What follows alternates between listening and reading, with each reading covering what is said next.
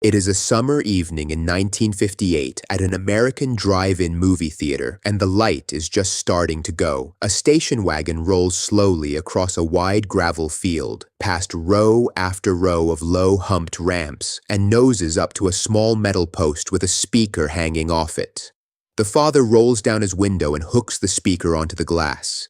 In the back seat, two kids in their pajamas are already kneeling up against the seat, staring forward. And there, rising 100 feet into the darkening sky at the far end of the field, is a screen the size of a building, blank, white, waiting. The sun drops. The screen flickers to life, and every horn in the lot honks at once. For a few decades, this was the most magical place in America to watch a movie. But it all started in a driveway in New Jersey. In the early 1930s, a young man named Richard Hollingshead Jr. was working at his father's auto parts business, Whiz Auto Products in Camden, and he was wrestling with a very specific problem. His mother, he said, was a large woman who found the seats in ordinary movie theaters uncomfortable. So Hollingshead started tinkering with an idea. What if you could watch a movie from the one seat that was always comfortable? The seat in your own car. He set up an experiment in the driveway of his house. He mounted a projector on the hood of his car, nailed a screen to some trees in the backyard, and put a radio behind the screen for sound. To solve the problem of cars blocking each other's view, he lined up vehicles at different distances and worked out that if you parked them on small ramps, tilting the front end up, every windshield would have a clear line to the screen. He even tested it in the rain, running a lawn sprinkler in front of the projector to see how the picture held up. It worked. Hollingshead patented the idea, patent number 1909537, and on the 6th of June, 1933, he opened the world's first drive-in theater on Admiral Wilson Boulevard in Camden, New Jersey, operating under the name Park-In Theaters Incorporated. The price was 25 cents per car and 25 cents per person. The very first film shown on that screen was Wives Beware, a British comedy starring Adolphe Monjou. His slogan said everything about what he was selling. The whole family is welcome, regardless of how noisy the children are. For the first time in history, you could go to the movies without leaving your car, without dressing up, without hiring a babysitter, and without anyone shushing you. The following year, 1934, a second drive-in opened, Shankweiler's Drive-In Theater, in Orfield, Pennsylvania. And it is still operating today, making it the oldest continuously running drive-in in America. For about 15 years, the drive-in was a curiosity, a few hundred scattered around the country, and then, after the Second World War, it exploded because everything that made the 1950s happened all at once. The soldiers came home and started families, and suddenly there was a whole generation of young parents with small children and no money for a sitter.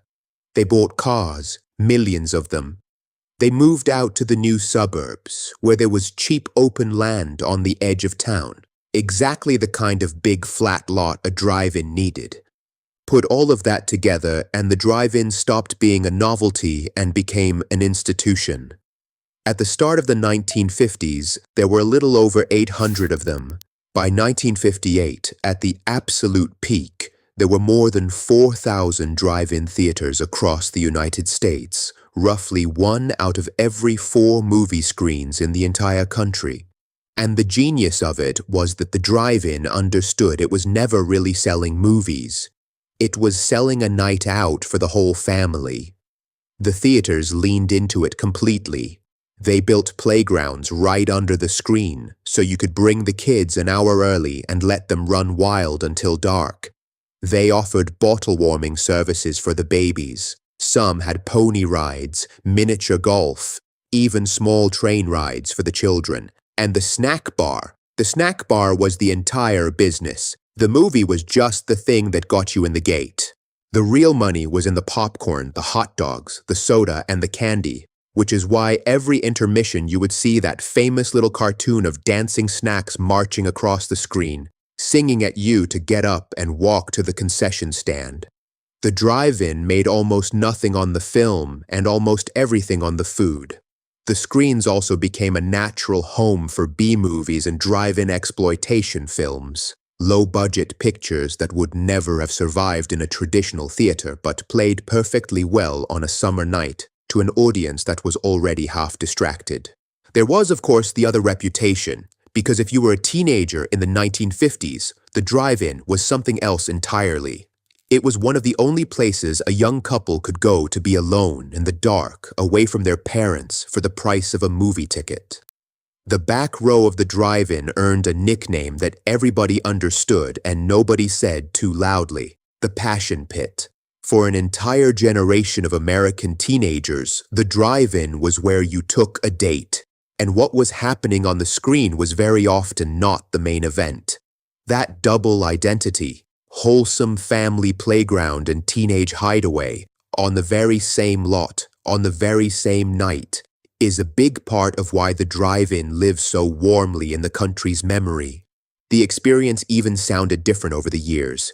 In the very beginning, the sound came from big loudspeakers mounted near the screen, which meant the whole neighborhood heard the movie and nobody heard it well. Then, in 1946, RCA introduced the individual in-car speaker on a pole, the one you unhooked and hung on your window, tinny and crackling, but yours. Drivers were forever pulling away at the end of the night, having forgotten to unhook it, tearing the speaker right off the post. Later, the theater started broadcasting the sound on a low-power AM radio signal so you could finally hear the movie in stereo through your own car radio. And then, slowly, the thing began to disappear, and it disappeared for reasons that had almost nothing to do with the movies. The first problem was the land. A drive-in needed a huge flat lot, and through the 60s and 70s, that empty land on the edge of town became some of the most valuable real estate in America. An owner could make more money selling the field to a shopping mall developer than he could ever make selling popcorn. The second problem was time itself. The drive-in could only start the show after dark, and a change in daylight saving rules pushed sunset later and later into the summer evening, so the movie couldn't begin until 9 or 10 at night. Far too late for the families with children who had been the heart of the business. And then came the screens in the home. Color television, and later the video cassette recorder, meant the entertainment the drive-in offered could now be had on the couch. One by one through the 70s and 80s, the great screens went dark, the speaker posts were pulled up, and the fields filled in with parking lots and big box stores.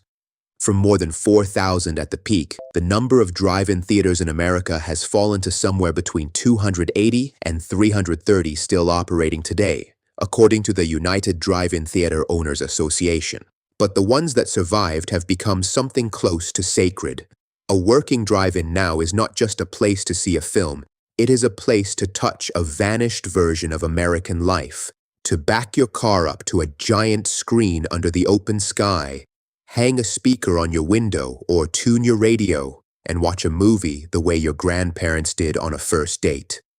The families come back, the teenagers still find the back row, and on a warm summer night, when the sun finally drops and that 100-foot screen flickers to life over a field full of cars, it is almost exactly as magical as it was the very first time, in a New Jersey driveway, with a projector bolted to the hood of a car. So if there is still a drive-in operating anywhere near you, a real one, with the big screen and the gravel ramps and the snack bar, go. Places like Benji's Drive-In up in Maryland or the 99W Drive-In out in Oregon have been doing this for decades, and they are worth the drive. Take the family or take a date, get there early, and stay for the whole double feature. Tell me in the comments if you've still got one in your part of the country, because there are only a few hundred left, and I would like to know which ones are still lighting up the night.